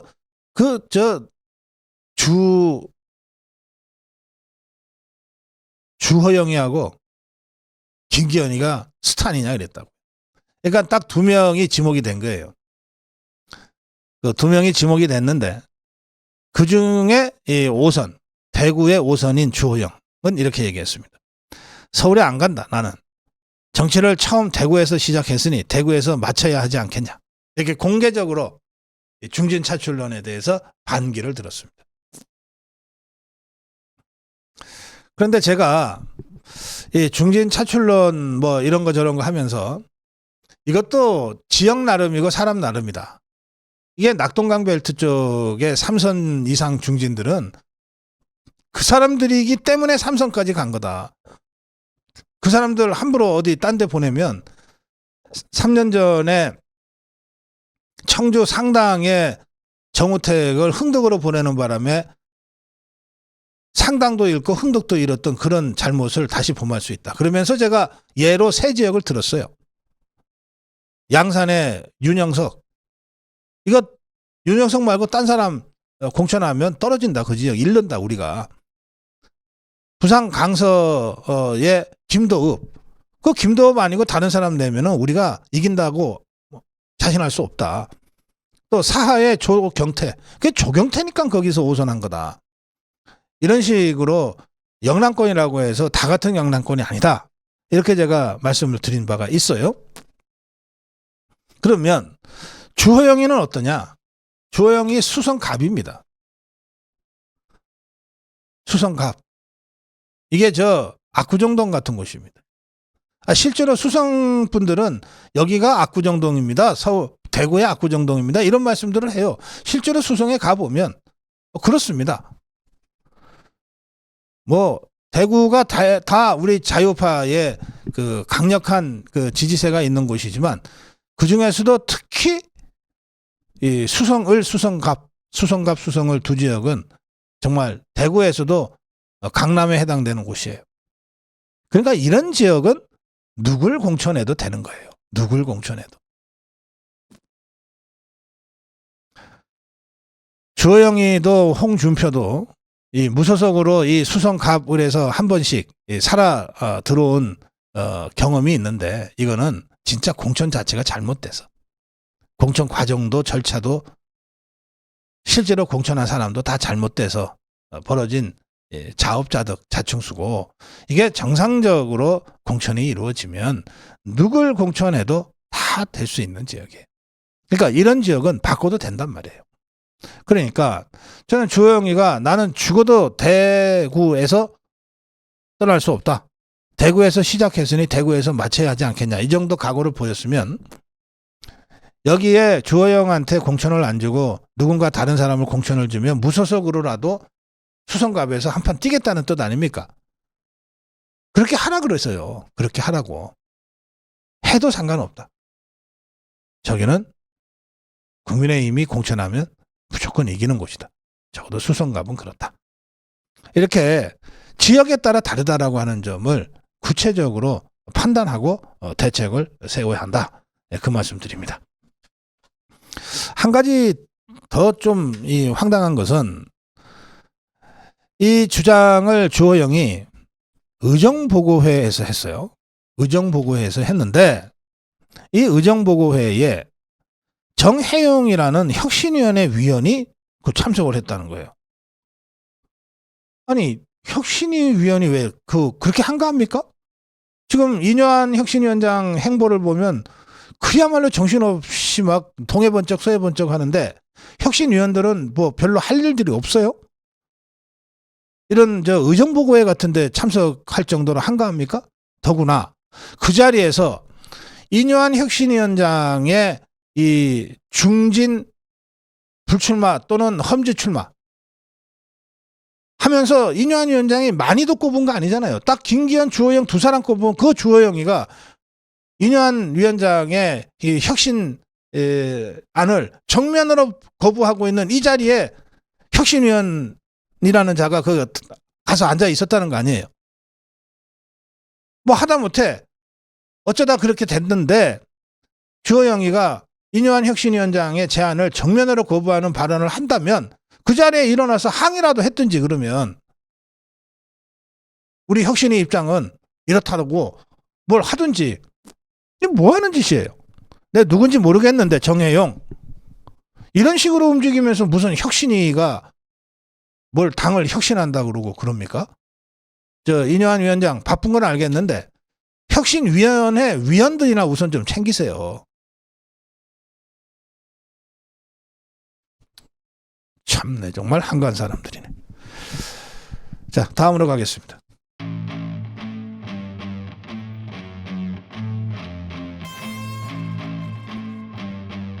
네, 이뇨한 혁신위에 대한 유근일 선생의 칼럼을 제가 소개해 드리겠습니다. 제가 공감하는 내용들이 많아서요. 이뇨한 혁신이 늘어지면 안 된다는 거예요. 류근일 선생의 주장입니다. 이뇨한 혁신위는 자기들 역할 한계가 어디까지인지 분명히 알고 행동해야 한다. 혁신위가 당 지도부처럼 행동하면 안 된다, 이 말이에요. 혁신위의 소임은 예수역이 아니라 세례 요한역이다. 그러니까 예수가 주인공이면 세례 요한, 선지자인 세례 요한은 주인공 등장에 앞서서 분위기 띄워주는 사람이다. 이런 뜻입니다. 뭐 제가 성경적으로는 어떻게 해석되는지 제가 잘 모르겠습니다만, 류근일 주필의 이 발언, 이 주장은 이제 그런 뜻입니다.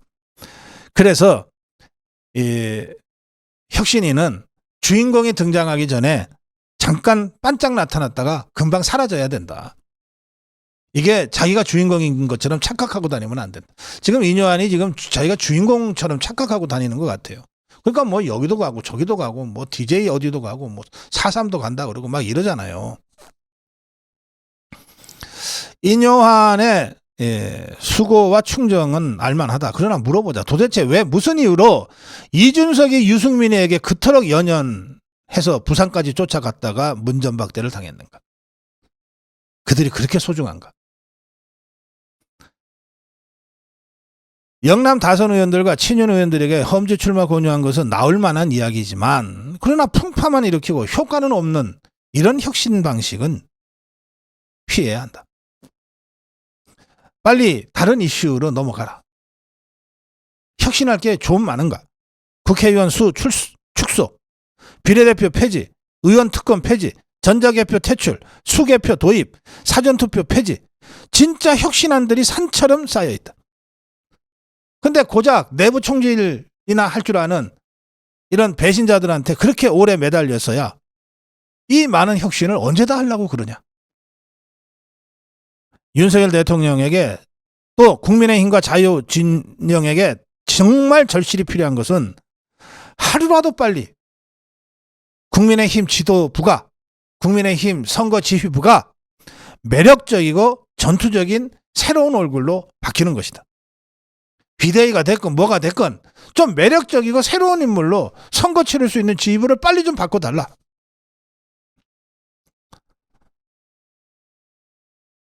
여권의 실책이 있다. 제대로 된 홍보 한 적 없고 제대로 된 선전선동 한 적 없다. 국민을 제대로 설득도 하지도 못했고 정작 중요하고 의미 있는 일을 국민들한테 전파도 잘 못했다. 판촉인들 제대로 했냐? 상품성도 약했다. 응집력도 약하고 전투력도 약하고 사명감도 뒤졌다. 자, 이럴 때 여권의 지휘부를 확 바꾸는 게 급선무이고 필수적인 해결책이다. 그래서 권한다. 1. 인요한 혁신위는 존속 시한을 연말에서 12월 중순까지로 대폭 앞당겨라. 그리고 마지막 날 그간의 혁신안들을 일목요연하게 정리하고 발표하고 그리고는 무대를 떠나라. 2. 혁신안을 인준하는 즉시 김기현 지도부는 총사퇴하고 새 여당 선거지휘부를 구축해라. 3.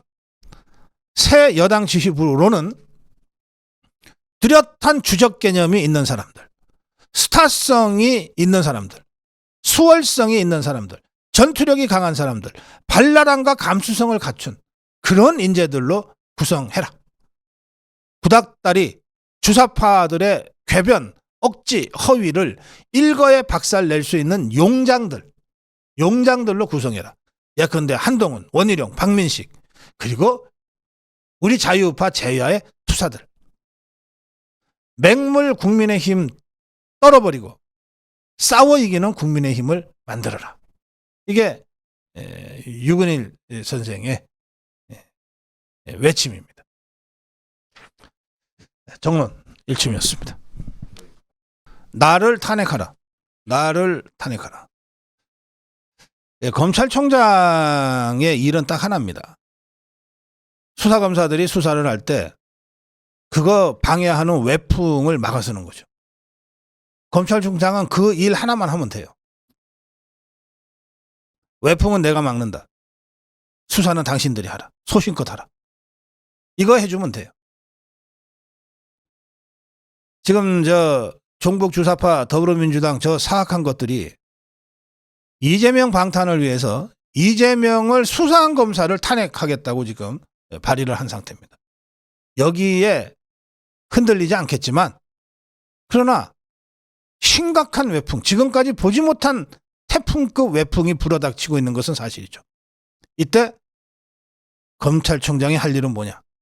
그 외풍에 막아서는 거죠. 맞서는 거죠.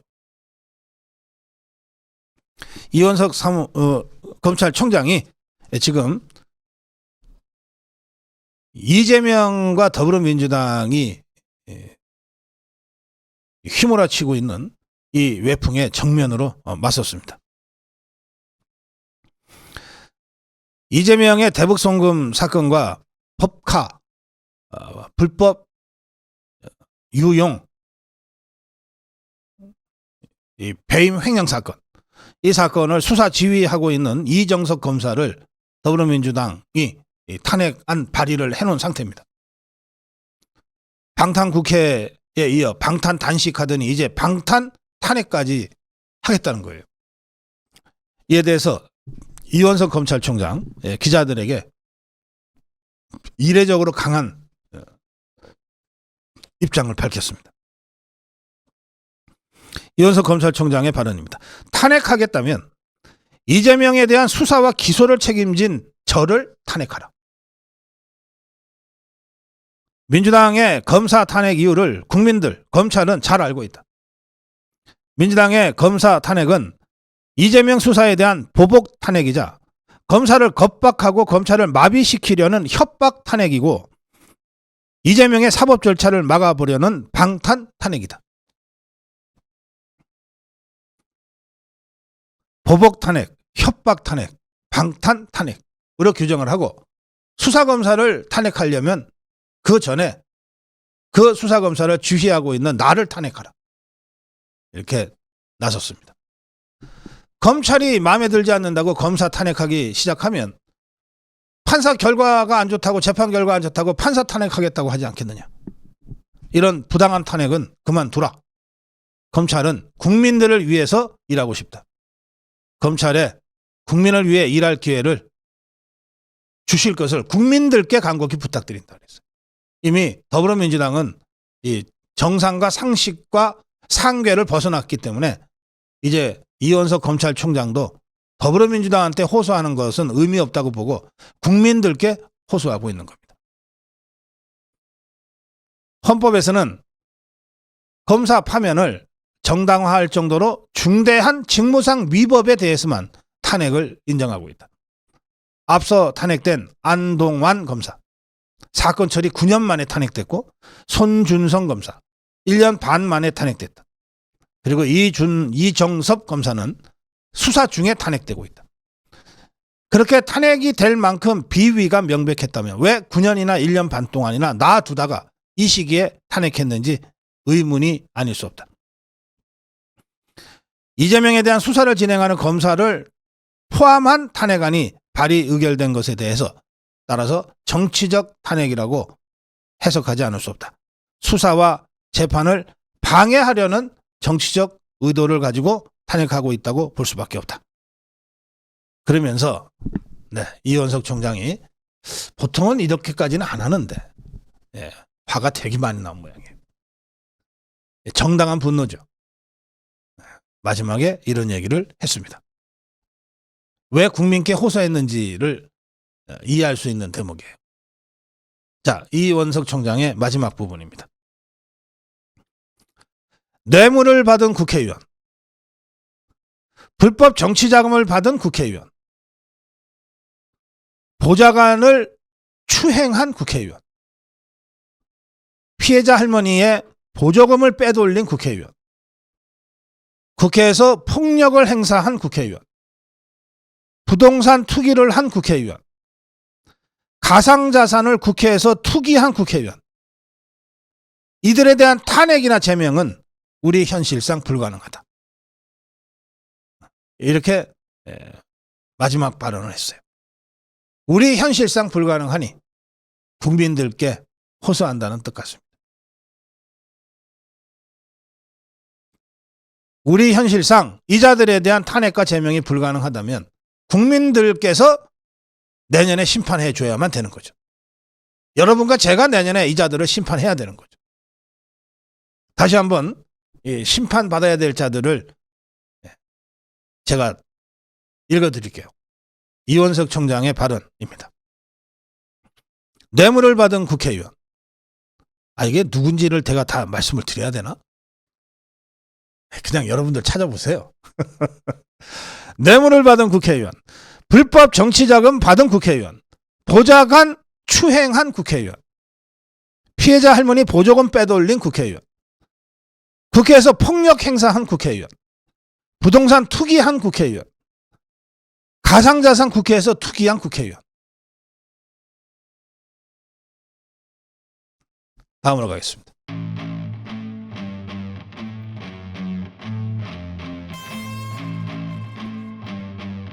윤재옥의 한수. 윤재옥 국회 국민의힘 원내대표입니다. 원래 필리버스터를 한다고 그랬어요. 저 종북 주사파 더불어민주당이 불법 파업 조장법 그리고 방송 장악 3법 이거를 강행 처리할 경우에는 국민의힘에서 필리버스터를 할 것이다. 해서 60명의 필리버스터 의원들을 순서까지 정해줬어요. 그랬는데 이 더불어민주당 쪽에서 이 3법, 이 방송 3법하고 불법 파업 조장법을 강행 처리하면서 이동관 방통위원장과 조금 전에 얘기 나온 그 검사 이정석 검사, 손준성 검사에 대한 탄핵안이 본회의에 같이 이제 부의가 되자 윤재옥 원내대표가 갑자기 전략을 확 바꿔버렸어요.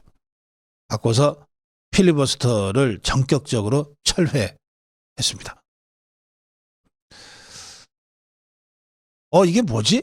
다들 좀 순간 좀 띵했어요. 그런데 이게 윤재옥 원내대표 국회법을 잘 알고 있는 윤재옥 원내대표의 그 묘수였습니다. 이게 이제 이동관과 그 손준성, 이동관과 이정섭, 이동관 방통위원장 탄핵안과 그다음에 이정섭 검사의 탄핵안, 이런 탄핵안을 국회에다가 발의를 하면 국회에서 접수되고 나서 24시간이 지나야 돼요. 그리고 72시간이 지나기 전, 24시간 후 74시간 전에 이걸 표결을 해야만 돼요. 의무적으로. 만약에 72시간이 넘었는데 표결을 못하면 그러면 이거는 부결된 걸로 간주되는 거예요. 이게 국회법상 규정이 돼 있어요. 그리고 한번 이렇게 부결이 돼버리면 같은 국회에서는 또 똑같은 안건을 올릴 수가 없어요. 이게 일사부재라는 원칙입니다. 일사부재. 한번 안건을 올려서 부결되면 그걸로 끝이지 다음 국회 때는 올릴 수 있을지 몰라도 그 같은 국회에서는 못 올린다는 거예요. 이 국회법과 국회 원칙을 잘 이해해서 윤재옥 원내대표가 이 묘수를 하나 쓴 겁니다. 그래서 만약에 예정대로 필리버스터를 했으면 24시간 필리버스터로 저지하는 거잖아요. 그런데 이동관 탄핵안은 이미 올라가 있으니까 그 상태에서 필리버스터가 끝나면은 24시간이 경과되는 것 아닙니까? 그러면 곧바로 국회의장이 자, 이제 24시간이 경과됐으므로 이동관 방통위원장, 이정석 검사 탄핵안 표결하겠다 그러면 막을 방법이 없는 거예요. 그런데 이 필리버스터를 철회를 해버렸기 때문에 필리버스터가 철회가 된 상태니까 그날 국회는 더 이상 이 문을 열 이유가 없어진 거예요. 그래서 그날 본회의가 끝나버렸어요. 본회의가 끝났는데 이 이동관 방통위원장을 탄핵하려면 다시 본회의를 열어야 되는 거거든요. 그런데 본회의를 열려면 여야가 합의해야만이 되는 거예요. 그런데 이 3일 안에는 본회의를 열도록 합의가 돼 있지 않았던 거예요. 그러니까 이게 더불어민주당이 아차 이거 우리가 당했구나 한 거죠. 야 이거 필리버스터 안 한다 그래서 저것들이 왜 안 하지 하고 내심 좋아했겠지 뭐. 하루 내내 저거 듣고 있어야 되는데 안 들어도 되니까. 그랬는데 여기에 이동관 탄핵안을 좌절시키기 위한 저지하기 위한 국회법을 이용한 전략이 숨어 있었던 거예요. 그래서 지금 완전히 더불어민주당이 닥쳤던 개꼴이 돼 있습니다. 어떤 상황인지는 대충 여러분들이 이제 이해를 하실 겁니다. 그래서 윤재옥 원내대표가 아주 빛나는 묘수를 한 수 뒀다. 그렇게 제가 평가합니다. 여권의 핵심 관계자는 노란봉투법, 불법 파업 조장법과 방송 상법은 국회에서 통과되더라도 대통령이 거부권을 행사해서 저지할 수 있다. 마지막 저지 수단이 우리한테 있다. 그런데 이동관 방통위원장은 본회의에서 탄핵을 하는 순간 일단 직무 정지가 돼버린다. 그리고 대통령이 손 쓸 수가 없게 된다. 헌재의 결정까지는 최소 150일 이상 이 자리가 중단 공석이 된다. 그래서 노란봉투법 방송상법은 우리가 필리버스터를 하더라도 강행하겠지만 우리가 안 하더라도 대통령 거부권이라는 마지막 저지 수단이 있는데 이동관 방통위원장 탄핵은 우리가 이런 방식을 통해서라도 이걸 저지하지 않으면 대통령도 저지할 방법이 없어지는 것이다. 그래서 우리가 이동관 지키기에 주력했다. 이렇게 이제 설명을 했습니다. 예, 윤재욱 원내대표도 이제 기자들한테 이거 사실 오늘 아침에 결정했다. 그동안 아무한테도 얘기하지 않았다. 점심시간 직전까지 민주당과 김진표에게 방통위원장 탄핵안은 상정하지 말아달라고 정말 진정성을 다해서 사정했다. 그런데도 받아들여지지 않았다. 그래서 어쩔 수 없이 플랜 B를 가동해서 필리버스터를 철회하고 그리고 이동관 지키기에 나섰다. 이 국민의힘의 한 초선 의원도 이렇게 얘기했습니다. 우리도 끝까지 몰랐어요. 끝까지 몰랐는데 윤재욱 원내대표가 정말 민주당에 제대로 한 방을 먹인 것 같습니다.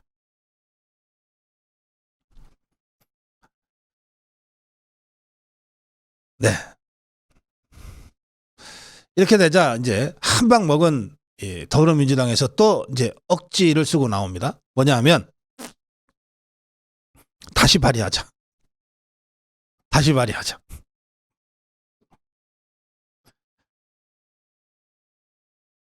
그런데 국민의힘은 아니 이미 본회의에 올리지 않았냐. 그러면 그 순간부터 시계는 작동되는 거다. 그때부터 24시간 후 72시간 내가 작동이 되는데 무슨 소리냐. 일사부재의도 모르냐. 이렇게 해서 강력하게 맞서고 있습니다. 이게 법리적으로 보면 국민의힘이 다 검토하고 이렇게 작전한 겁니다. 그리고 국민의힘의 법리적 해석이 100% 맞습니다. 저것들이 완전히 한 방 먹어가지고서 지금 어떻게든 트집 잡으려고 하는데 저건 뭐 헌재로 가건 어디로 가건 국민의힘이 이길 겁니다. 또 지금까지 국회 본회의만은 여야가 합의해서 열어왔다고 하는 이 관행을 김진표가 그건 뭐 며칠 남았다고 마지막에 그 오래된 관행까지 깨면서 더불어민주당의 주구 노릇을 하지는 않을 거다. 이렇게 생각합니다. 네, 다음으로 가겠습니다.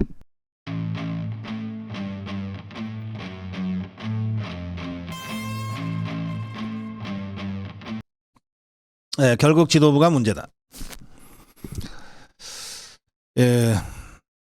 지금 그 인요한 혁신위가 중진 또 윤석열 대통령 측근들 험지 출마를 권고는 했는데 당의 정식 안건으로 접수는 아직 안 했어요. 왜 이런 걸 미루나 모르겠네. 하려면 화끈하게 해야지. 이렇게 하니까 이제 지목된 중진들도 그게 권고지 뭐 하고서 지금 비켜나가고 있어요. 김기현 대표는 뭐 불출마 시사 발언 이 기사가 뜨긴 했는데 본인이 얘기한 건 아닙니다. 김기현은 모든 일에는 순서가 있는 법이다. 급하게 밥 먹으면 체한다. 이러면서 속도 조절하고 나섰는데 당대표 그만두고 불출마를 해주기만 한다면 뭐 얼마든지 기다릴 수 있습니다. 그다음에 주호영이는 대놓고 인요한 위원장 권고를 공개적으로 거부했죠. 그러면서 하는 말이 이게 공관위 권한이지 무슨 혁신위가 자꾸 이래라 저래라 하냐. 이렇게 깎아내렸어요. 그러면서 자신의 발언에 대해서 나는 절대 대구를 안 떠날 거다 이런 발언을 했잖아요. 그 발언에 대해서 다들 잘했다고 응원한다고 그랬어요. 주호영이가 고성국 TV를 안 보는 게 확실하네. 오늘 어제인가요? 주호영 발언을 제가 소개한 우리 논평 있죠. 그때 우리 댓글창에 올라온 뜨거운 반응들 있죠. 주호영 그 사퇴하라고 불출마하라고 그거를 주호영이한테 어떻게든 좀 전달해야 될 것 같아요. 다들 잘했다고 응원한다고 하니 도대체 민심을 어떻게 읽는 거야? 정진석이는 인요한과 한 번도 전화통화를 한 적도 없다. 혁신안은 내년도 총선 승리를 위한 로드맵이어야 한다. 여러 가지 차원에서 고민이 필요하다. 서병수는 방향은 맞다고 보지만 좀 정교하게 예의 갖춰서 다선 중진들이 자발적으로 이런 선택을 하게끔 만드는 게 좋지 않겠느냐. 강제적으로 밀려나는 모양새는 본인에게도 좋지 않지만 당 전체적으로도 그렇게 좋지 않을 것이다. 점잖게 한마디 했어요. 박덕흠 의원은 그 방법을 잘 밟으면 이 당사자들도 받아들일 수 있을 텐데 좀 운영이 좀 잘 못 되는 것 같다. 떠밀려서 하는 형식이 되면 주민들한테도 좋지가 않다. 운영의 묘를 좀 잘 살려주면 좋겠다. 이런 의견들이 나오고 있습니다. 뭐 그건 그렇고 이 인요한 혁신위는 지금 강남과 영남 등의 청년들을 지역구에 공천하겠다. 공개 오디션을 보겠다. 비례대표 당선권 순번의 50%를 청년들로 할당하겠다. 뭐 할당하라고 요구하겠다. 뭐 하겠다는 아니죠. 지도부가 아니니까 하라고 요구하겠다.